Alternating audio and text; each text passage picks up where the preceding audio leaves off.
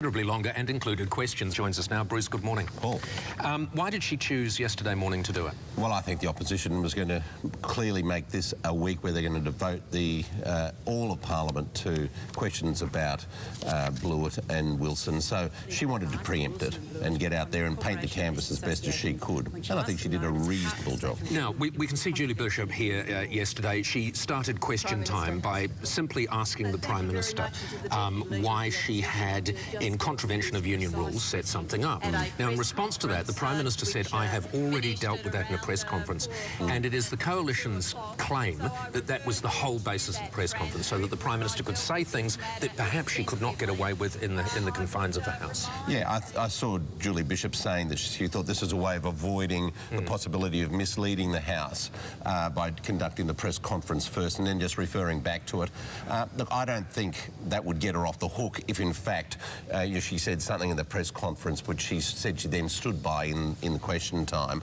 I think it was more an attempt by the Prime Minister to look strong in an environment where she felt that she was in control.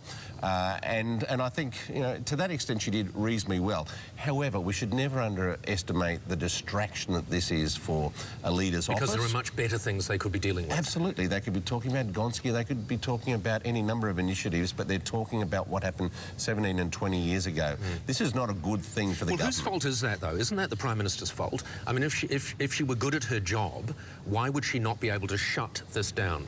Well, I mean, who knows? I mean, I think the problem is that you've got these characters who are coming out of the woodwork from years and years ago who are now making claims which are the subject of, further speculation and so forth in the media. She has to try to close it down as best as she can.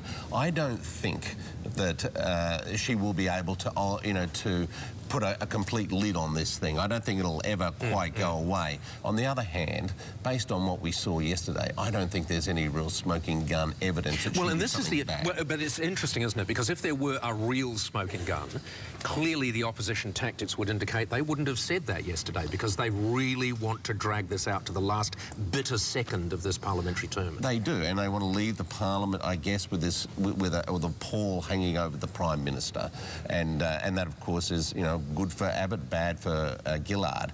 But at the end of the week, there will be speculation in the media and a lot of commentary, I suspect, about how successful the opposition tactic was here, and it'll go back to Abbott and whether he should be a bit more positive. Yeah, let's talk a little bit about Ralph Blewett. Now, the opposition are, to a degree, aligning themselves with Ralph Blewett. Now, there is an old saying, isn't there? If you lie down with dogs, you wake up with fleas. And arguably, that is what the Prime Minister did 17 years ago.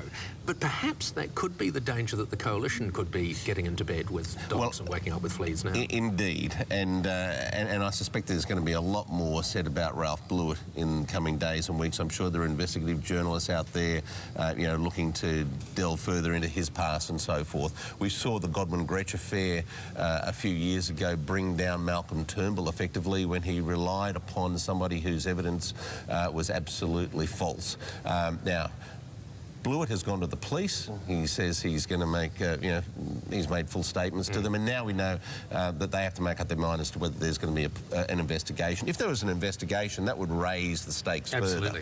But I don't know that that'll happen. A couple of quickies. You've been around politics a long time. Is she handling this well for a Prime Minister? Thinking back on previous Prime Ministers, if they were in exactly the same situation, would their personalities, would their tactics have allowed them to put a lid on this?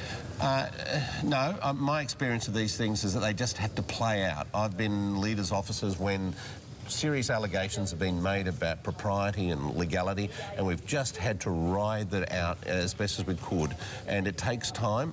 Ultimately, though, if she comes through and people say, well, there's no evidence that she did anything wrong, then she can go into 2013 with a clear mandate to, with the party and with the government to push ahead with her agenda. So, undistracted by this stuff. All right, finally, how dangerous is this? for the coalition? Because this appears to be, this is the A plan, there is no B plan right up to the end of the week. This is a real problem, I think, for the opposition. You know, they've been spending a lot of time on carbon and other issues which seem to be, you know, falling away as big issues. And this seems to be the only one they've got left. And this is it for them between now and the end of the year.